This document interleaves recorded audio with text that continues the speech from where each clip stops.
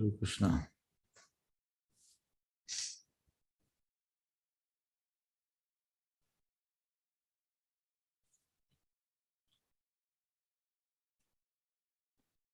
Yes, Krishna Chaitanya.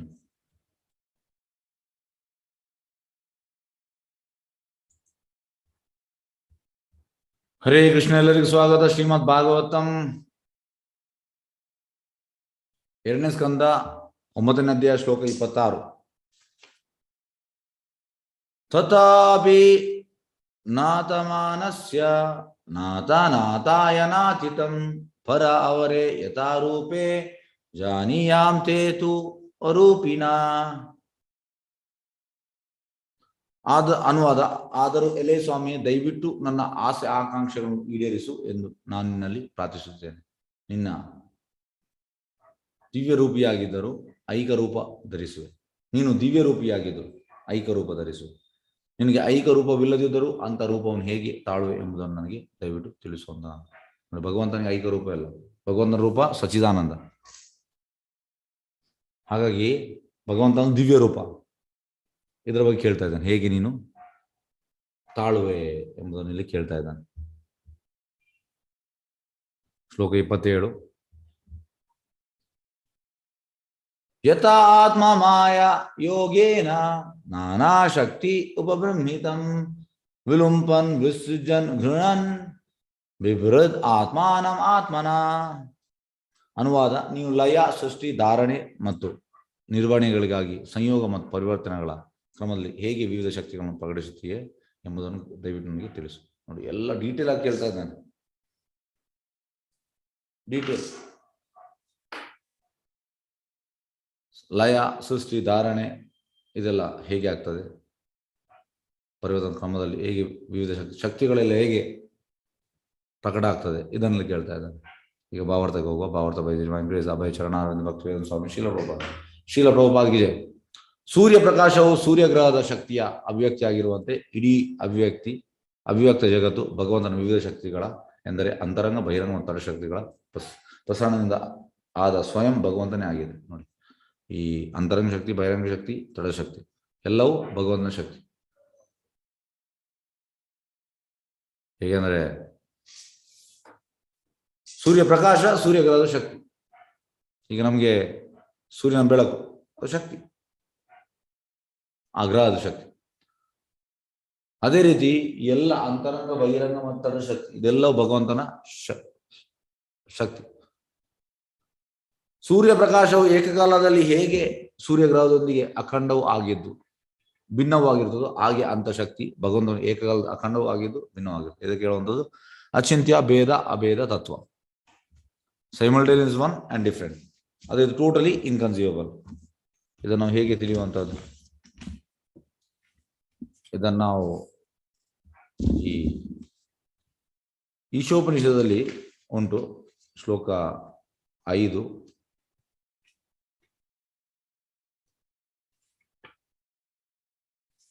ಶ್ಲೋಕ 5 ಅಂತ ಹೇಳ್ತದೆ. ತದ್ ಏಜತಿ ತನ್ನೈಜತಿ ತದ್ದೂರೆ ತದ್ ವಂತಿಕೆ ತದ್ ಅಂತರ ಸರ್ವಸ್ಯ ತದ್ದು ಸರ್ವಸ್ಯ ಬಾಯದ. ಅಂದ್ರೆ ದೇವರು ತದ್ದೇಜ ತದ್ ನೈಜತಿ, ಮೂವ್ ಆಗ್ತಾರೆ, ಮೂವ್ ಆಗುವುದಿಲ್ಲ. ತದ್ದೂರೆ ತದ್ ವಂತಿಕೆ, ದೂರದಲ್ಲಿದ್ದಾರೆ, ಹತ್ತಿರ ಕೂಡ ಇದ್ದಾರೆ. ತದ್ ಅಂತರಸ್ಯ ಸರ್ವಸ್ಯ, ಎಲ್ಲದಲ್ಲಿದ್ದಾರೆ, ಹಾಗೆ ಎಲ್ಲದೂ ಹೊರಗೆ ಕೂಡ ಇದ್ದಾರೆ. ಇದನ್ನು ನಾವು ಹೇಗೆ ಅರ್ಥ ಮಾಡುವಂಥದ್ದು? ಪ್ರಭುಪಾದ ಹೇಳುವಂಥದ್ದು, ನಮ್ಮ ಲಿಮಿಟೆಡ್ ನಾಲೆಜ್ ಇಂದ ಇದು ಅರ್ಥ ಮಾಡ್ಲಿಕ್ಕೆ ಆಗುದಿಲ್ಲ. ಅದಕ್ಕೆ ಹೇಳುವುದು ಇದಕ್ಕೆ ಇನ್ಕನ್ಸೀವಬಲ್ ಪೊಟೆನ್ಸಿ. ಅಚಿಂತ್ಯ ಭೇದ ಅಭೇದ ತತ್ವ, ಟೋಟಲ್ ಇನ್ಕನ್ಸೀವಬಲ್.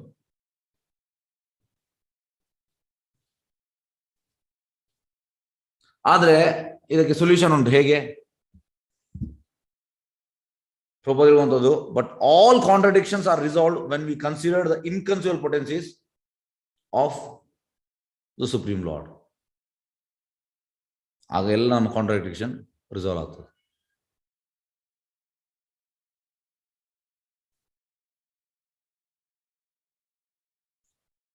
ಎಸ್, ಭಿನ್ನವಾಗಿರುತ್ತದೆ. ಹಾಗೆ ಅಂತಃಶಕ್ತಿ ಭಗವಂತನ ಅಖಂಡವಾಗಿದ್ದು ಭಿನ್ನವಾಗುತ್ತದೆ. ಅಚಿಂತ್ಯ ಭೇದ ಅಭೇದ ತತ್ವ. ಎಸ್, ಇದಕ್ಕೆ ಎಕ್ಸಾಂಪಲ್ ಕೊಡೋದು ಹೇಗೆ ಕೊಡುವಂಥದ್ದು ಎಕ್ಸಾಂಪಲ್? ಎಸ್, ಈಶೋಪನಿಷತ್ತಲ್ಲಿ ಹೇಳುವಂಥದ್ದು ಭಗವಂತನಿಗೆ ರೂಪವಿಲ್ಲ. ಇದು ಇಂಟ್ರೆಸ್ಟಿಂಗ್. ಭಗವಂತನ ರೂಪವಿಲ್ಲ, ಆದರೆ ನಮಗೆ ಭೌತಿಕ ರೂಪವಿಲ್ಲ. ರೂಪ ಇಲ್ವಾ ಇಲ್ಲ ಅಂತ ಹೇಳುವಾಗ ಎಲ್ಲರಿಗೂ ಖುಷಿ ಆಗ್ತದೆ. ಆ ಭಗವಂತನ ರೂಪವಿಲ್ಲ, ನಮಗೆ ಭೌತಿಕ ರೂಪವಿಲ್ಲ. ನಮ್ಮ ದೇಹಕ್ಕೆ ಅಂದರೆ ಪ್ರಭು ಹೇಳುವಂಥದ್ದು, this body consist of packet of stool, urine, muscles, bones and blood. ನಮ್ಮ ದೇಹ. ಆದರೆ ಕೃಷ್ಣನ ದೇಹ ಹಾಗೆಲ್ಲ, ಸಚ್ಚಿದಾನಂದ ದೇಹ. ಹಾಗಾಗಿ ನಮ್ಮಂಥ ದೇಹ ಇಲ್ಲ ಅಷ್ಟೇ, ನಮ್ಮಂಥ ರೂಪ ಇಲ್ಲ. ಅದು ಆಧ್ಯಾತ್ಮಿಕ ರೂಪ. ಎಸ್, ಹಾಗೆ ಓಕೆ.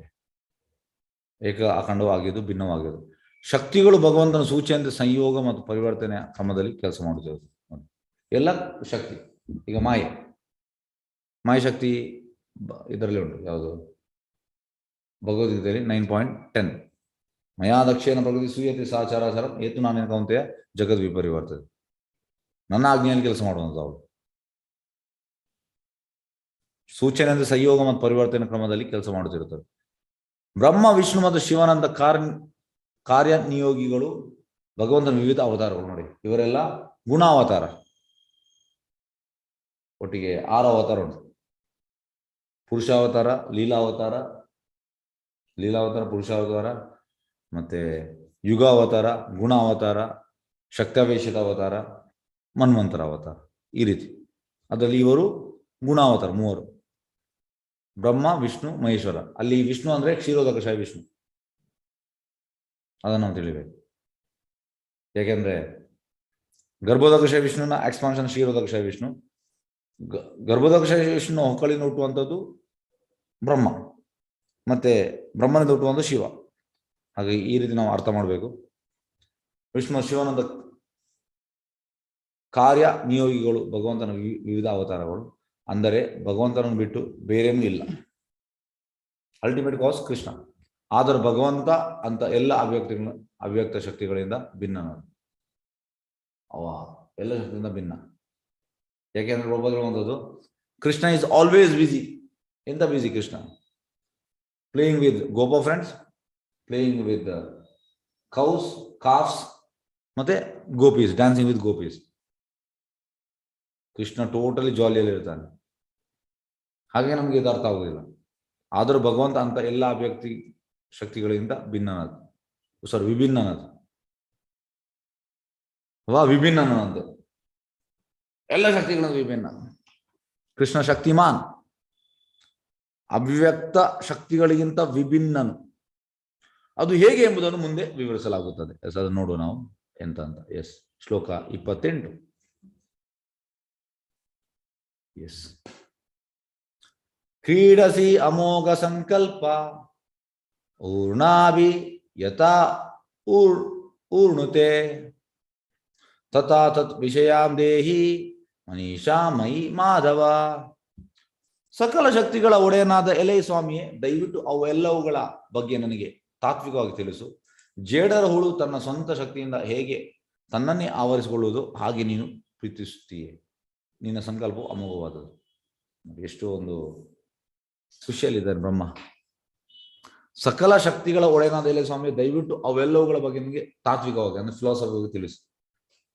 ಫಿಲಾಸಫಿಕಲ್ ಎಕ್ಸ್ಪ್ಲನೇಷನ್ ಬೇಕಂತೆ. ಜೇಡರ ಹುಳು, ಸ್ಪೈಡರ್, ತನ್ನ ಸ್ವಂತ ಶಕ್ತಿಯಿಂದ ಹೇಗೆ ತನ್ನನ್ನೇ ಆವರಿಸಿಕೊಳ್ಳುವುದು, ಹಾಗೆ ನೀನು ಪ್ರೀತಿಸು. ಎಲ್ಲ ಜೀವಿಗಳನ್ನು ಪ್ರೀತಿಸ್ತಾನೆ ಕೃಷ್ಣ. ನಿನ್ನ ಸಂಕಲ್ಪವು ಅಮೋಘವಾದದ್ದು. ಕೃಷ್ಣನಿಗೆ ಹೆಸರು ಸತ್ಯ ಸಂಕಲ್ಪ. ಇಸ್ ಭಾವಾರ್ಥಕ್ಕೆ ಹೋಗುವ ಭಾವಾರ್ಥ ಅಭಯ ಶರಣಾರವಿಂದ ಭಕ್ತಿ ವೇದಾಂತ ಸ್ವಾಮಿ ಶ್ರೀಲ ಪ್ರಭುಪಾದಿಗೆ. ಅತ್ಯಂತ ಅಚಿಂತ್ಯ ಶಕ್ತಿಯಿಂದ ಪ್ರತಿಯೊಂದು ಮೂಲ ದ್ರವ್ಯವು ತನ್ನದೇ ಆದ ಶಕ್ತಿಯನ್ನು ಹೊಂದಿರುತ್ತದೆ. ಅಚಿಂತ್ಯ ಶಕ್ತಿ. ಇವುಗಳನ್ನು ಧಾತು ಶಕ್ತಿ, ಜ್ಞಾನಶಕ್ತಿ ಮತ್ತು ವಿವಿಧ ಕ್ರಿಯೆ ಮತ್ತು ಪ್ರತಿಕ್ರಿಯೆಗಳ ಶಕ್ತಿ ಎಂದು ಕರೆಯಲಾಗಿದೆ. ಎಂತೆಲ್ಲ ಹೆಸರನ್ನು ಇದಕ್ಕೆ? ಶಕ್ತಿಯಲ್ಲಿ ಧಾತು ಶಕ್ತಿ, ಜ್ಞಾನಶಕ್ತಿ, ವಿವಿಧ ಕ್ರಿಯೆ ಮತ್ತು ಪ್ರತ್ಯೇಕ ಶಕ್ತಿ. ಭಗವಂತನ ಅಂತ ಶಕ್ತಿಗಳ ಸಂಯೋಗದಿಂದ ಕಾಲಕ್ರಮದಲ್ಲಿ ಬ್ರಹ್ಮ, ವಿಷ್ಣು, ಮಹೇಶ್ವರರಂತ ಕಾರ್ಯ ನಿಯೋಗಿಗಳಿಂದ ಸೃಷ್ಟಿ, ಸ್ಥಿತಿ ಮತ್ತು ಲಯಗಳು ಉಂಟಾಗ್ತದೆ. ನೋಡಿ, ಇದು ಅಪಾಯಿಂಟ್ ಮಾಡಿದ ಕೃಷ್ಣ. ಬ್ರಹ್ಮ, ವಿಷ್ಣು ಮತ್ತೆ ಶಿವ. ಬ್ರಹ್ಮನು ಸೃಷ್ಟಿಕರ್ತ, ವಿಷ್ಣು ಸ್ಥಿತಿಕರ್ತ ಮತ್ತು ಶಿವನು ಲಯಕರ್ತ. Maintainer, creator, maintainer, destructor. ಆದರೆ ಇಂಥ ಎಲ್ಲ ಕಾರ್ಯನಿಯೋಗಿಗಳು, ಸೃಜನಶೀಲ ಶಕ್ತಿಗಳು ಭಗವಂತನಿಂದ ಸ್ಫುರಿತವಾದ, ಎಲ್ಲವೂ ಬರುವಂತ ಭಗವಂತನಿಂದ.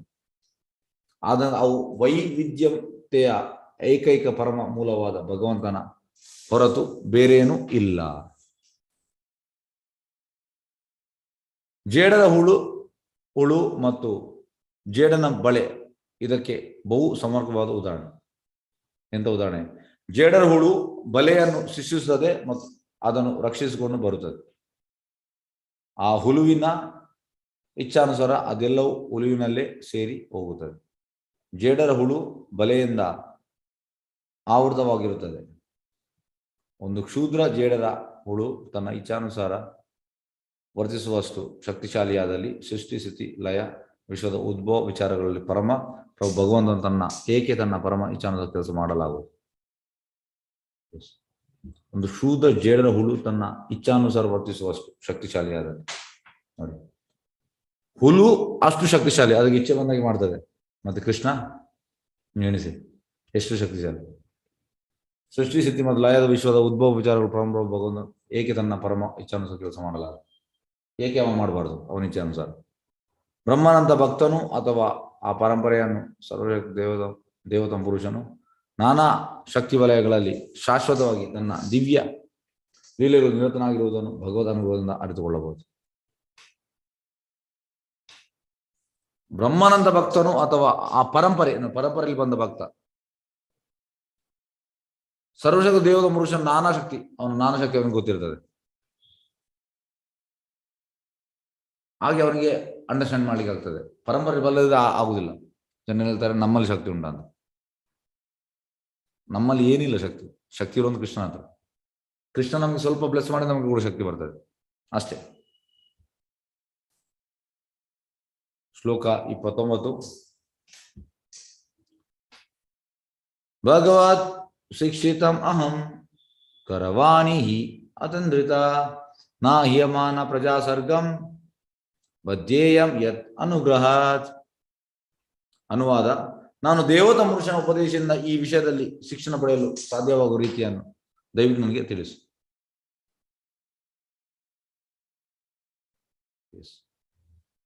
ನಾನು ದೇವತಾ ಪುರುಷನ ಉಪದೇಶದಿಂದ ಈ ವಿಷಯದಲ್ಲಿ ಶಿಕ್ಷಣ ಪಡೆಯಲು ಸಾಧ್ಯವಾಗುವ ರೀತಿಯನ್ನು ದಯವಿಟ್ಟು ನನಗೆ ತಿಳಿಸು.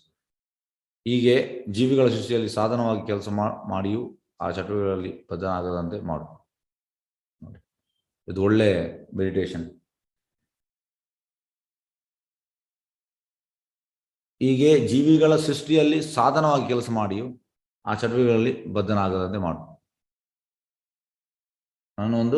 ನೀನು ಕ್ರಿಯೇಟರ್ ಆಗಿ ಯೂಸ್ ಮಾಡಿದ್ಯಾ, ಆಸ್ ಎ ನಾನೊಂದು ಇನ್ಸ್ಟ್ರೂಮೆಂಟ್ ಆಗಿ ಯೂಸ್ ಮಾಡು. ಸಾಧನೆ ನಾನು ನಿನ್ನ ಪರವಾಗಿ ನಾನು ಮಾಡ್ತಾ ಇದ್ದೇನೆ. ಓಕೆ. ಮತ್ತೆ ಕೆಲಸ ಮಾಡಿಯೂ ಆ ಚಟುವಟಿಕೆಗಳಲ್ಲಿ ಬದ್ಧನಾಗದಂತೆ ನಾನು ಬದ್ಧನಾಗಬಾರ್ದು. ಈ ರೀತಿ ಮಾಡು ಅಂತ ಹೇಳ್ತದೆ.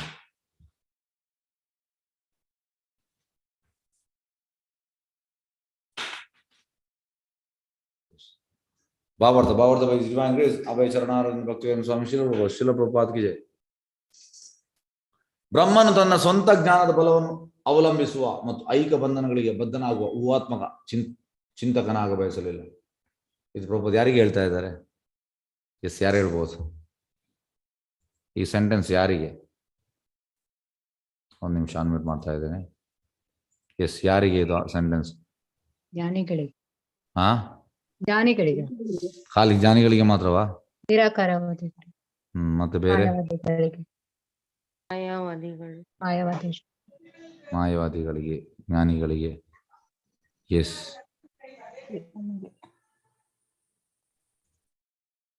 ಓಕೆ. ಹಾಗೆ ಇದು ಯಾರೆಲ್ಲ ತನ್ನ ಸ್ವಂತ ಜ್ಞಾನದ ಬಲದಿಂದ ಪಬ್ಡ್ ಅಪ್ ಆಗಿದ್ದಾನೆ ಅವರಿಗೆ, ಎಲ್ಲರಿಗೆ, ಇದರಲ್ಲಿ ಯಾರೆಲ್ಲ ಬರ್ತಾರೆ ಅವರಿಗೆಲ್ಲರಿಗೆ ಪ್ರಬೋಧನೆ ಉಂಟು. ಬ್ರಹ್ಮನ್ ತನ್ನ ಸ್ವಂತ ಜ್ಞಾನದ ಬಲವನ್ನು ಅವಲಂಬಿಸುವ ಮತ್ತು ಐಕ್ಯ ಬಂಧನಗಳಿಗೆ ಬದ್ಧನಾಗುವ ಊಹಾತ್ಮಕ ಚಿಂತಕನಾಗ ಬಯಸಲಿಲ್ಲ. ಮೆಂಟಲ್ ಸ್ಪೆಕ್ಯುಲೇಟರ್ಸ್. ಮೆಂಟಲ್ ಸ್ಪೆಕ್ಯುಲೇಟರ್ಸ್ ಅಂದ್ರೆ ಕೃಷ್ಣನ ಮಾತನ್ನು ಕೇಳುವುದಿಲ್ಲ, ಅವರಿಗೆ ಬಂದಾಗಿ ಇಚ್ಛೆ ಬಂದಾಗಿ ಮಾಡುವಂಥದ್ದು. ಇದು ತಪ್ಪು.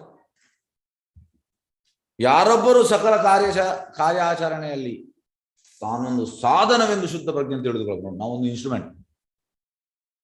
ನಿಮಿತ್ತ ಮಾತ ಭವಸವೇ ಸಾಶೆ. ನಾವು ಇನ್ಸ್ಟ್ರೂಮೆಂಟ್. ಸಕಲ ಕಾರ್ಯಾಚರಣೆಯಲ್ಲಿ ತಾನೊಂದು ಸಾಧನ. ನೋಡಿ, ಈ ಪ್ರಜ್ಞೆ ನಮಗೆ ಇರಬೇಕು. ನಾವು ಇಲ್ಲದೆ ಬೇರೆಯವ್ರನ್ನ ಯೂಸ್ ಮಾಡ್ತಾರೆ ಭಗವಂತ. ಬದ್ಧಾತ್ಮನು ಬಹಿರಂಗ ಶಕ್ತಿಯ ಗುಣಮಯಿ ಮಾಯ ಹಸ್ತಗಳಲ್ಲಿ ಒಂದು ಸಾಧನ ಮಾತ್ರ. ಈಗ ಎಲ್ಲ ಬದ್ಧಾತ್ಮರು ಯಾವುದರಲ್ಲಿ ಇದ್ದಾರೆ? ಮಾಯ ಅಂಡರಲ್ಲಿ ಇದ್ದಾರೆ, ಸಾಧನ. ಅದು ನಾವು ಯಾರಂಡರ್ ಸಾಧನ ಆಗಬೇಕು? ಕೃಷ್ಣನ ಅಂಡರ್. ಯೋಗಮಾಯ, ಮಹಾಮಾಯ ಅಲ್ಲ. ಮತ್ತು ವಿಮುಕ್ತ ಸ್ಥಿತಿಯಲ್ಲಿ ಜೀವಿಯು ನೇರವಾಗಿ ದೇವತಾ ಪುರುಷನ ಇಚ್ಛೆ ಸಾಧನವಾಗಿರುತ್ತಾನೆ. ವಿಮುಕ್ತ. ವಿಮುಕ್ತ ಅಂದ್ರೆ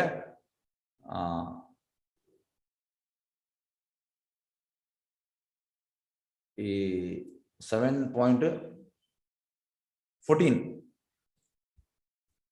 ಮಹಾತ್ಮಾನಸ ಮಹಾಭಾರತ ದೈವೀ ಪ್ರಕೃತಿ ಆಶ್ರಿತ.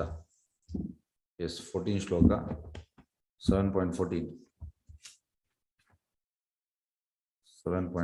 ಅಂತ ಹೇಳ್ತಾ ಉಂಟು. ದೈವೀಯಶ ಗುಣಮಯಿ ಮಮ ಮಾಯ ದುರತ್ತಾಯ ಮಾಮೇವಯ ಪ್ರಪದಿಂದ ಮಾಯಾಮೇದಂ ಧರಿಂತಿದೆ. ಯಾರೆಲ್ಲ ಸರೆಂಡರ್ ಆಗ್ತಾರೆ ಅವರೆಲ್ಲ ಇದರಲ್ಲಿ ಇರ್ತಾರೆ. ಓಕೆ. ವಿಮುಕ್ತ ಸ್ಥಿತಿಯಲ್ಲಿ ಜೀವಿ ನೇರವಾಗಿ ದೇವತಾ ಪುರುಷನ ಇಚ್ಛೆಯ ಸಾಧನವಾಗಿರ್ತಾನೆ. ನೋಡಿ, ನಾವು ವಿಮುಕ್ತರಾಗಬೇಕು. ಮಹಾತ್ಮಾನಾಸ್ತು ಮಹಾಭಾರತ ದೈವೀ ಪ್ರಕೃತಿ ಆಶ್ರಿತ. ಅದು ಕೂಡ ಒಂದು ಶ್ಲೋಕ. ಎಸ್, ಮಹಾತ್ಮನದು. ಓಕೆ. ಹಾಗೆ ವಿಮುಕ್ತ ಸ್ಥಿತಿಯಲ್ಲಿ ಜೀವಿ ನೇರವಾಗಿ ದೇವತಾ ಪುರುಷನ ಇಚ್ಛೆಯ ಸಾಧನವಾಗಿರುತ್ತಾನೆ. ಯೋಗಮಾಯ ಅದು. ಇಲ್ಲಿ ಬದ್ಧ ಜೀವಿಗಳು ಮಹಾಮಾಯ. ನೋಡಿ, ಬದ್ಧಾತ್ಮನು ಬಹಿರಂಗ ಶಕ್ತಿಯ ಗುಣಮಯಿ ಮಾಯ. ಭಗವಂತನ ಸಾಕ್ಷಾತ್ ಇಚ್ಛೆಯ ಸಾಧನವಾಗುವುದು ಜೀವಿಯ ಸ್ವಾಭಾವಿಕ ಸ್ವರೂಪ ಸ್ಥಿತಿ. ಇದು ನಮ್ಮ ಸ್ವರೂಪ ಸ್ಥಿತಿ. ಅದು ನಮಗೆ ಸ್ವರೂಪ ಉಂಟು. ಈಗ ನಾವು ಸ್ವರೂಪವನ್ನು ಮರೆತು ಬಿಟ್ಟಿದ್ದೇವೆ. ಸ್ವರೂಪ ಎಂತ? ಜೀವೇರ ಸ್ವರೂಪವಾಗಿ ನಿತ್ಯ ಕೃಷ್ಣದಾಸ್. ಇದು ನಮ್ಮ ಸ್ವರೂಪ. ಭಗವಂತನ ಸಾಕ್ಷಾತ್ ಇಚ್ಛೆಯ ಸಾಧನವಾಗುವುದು. ನೋಡಿ, ನಾವು ಭಗವಂತನ ಇಚ್ಛೆ ಪ್ರಕಾರ ಹೋಗ್ಬೇಕು, ನಮ್ಮ ಇಚ್ಛೆ ಅಲ್ಲ. ಇಚ್ಛೆ ಸಾಧನವಾಗುವುದೇ ಜೀವಿಯ ಸ್ವಾಭಾವಿಕ ಸ್ವರೂಪ ಸ್ಥಿತಿ ಅಂತ. ಆದರೆ ಭಗವಂತನ ಮಾಯಾಶಕ್ತಿಯ ಸಾಧನವಾಗುವುದು ಜೀವಿಗೆ ಐಕ್ಯವಾಗಿ ಬಂಧನಕಾರಿ. ನೋಡಿ, ಇದು ಬಂಧನಕಾರಿ ಅಂದ್ರೆ ಪ್ರಿಸನ್. ನಾವೀಗ ಮಾಯಾಶಕ್ತಿ ಸಾಧನ ಆಗಿದೆ. ಆಕ್ಚುಲಿ ಇದು ನಮಗೆ ಪ್ರಿಸನ್. ನಾವು ಮಾಯಾಶಕ್ತಿಯಿಂದ ಆಚೆ ಬರಬೇಕು, ಮಹಾಮಾಯೆಯಿಂದ ಯೋಗಮಾಯಿಗೆ ಬರಬೇಕು. ಎಸ್, ಬಂಧನಕಾರಿ. ಬದ್ಧಾತ್ಮಕ ಸ್ಥಿತಿಯಲ್ಲಿ ಜೀವಿಯು ಪರಾತ್ಪರ ಸತ್ಯದ ಬಗ್ಗೆ ಮತ್ತು ಅವನ ಚಟುವಟಿಕೆಗಳ ಬಗ್ಗೆ ಹೂವಾಪೂವ ಮಾಡುತ್ತಾನೆ. ಪರಾತ್ಪರ ಸತ್ಯ ಅಂದ್ರೆ ಕೃಷ್ಣ. ಕೃಷ್ಣನ ವಿಷಯದಲ್ಲಿ ಬದ್ಧ ಜೀವಿಗಳಂತ ಹೂವಾಪೂವ,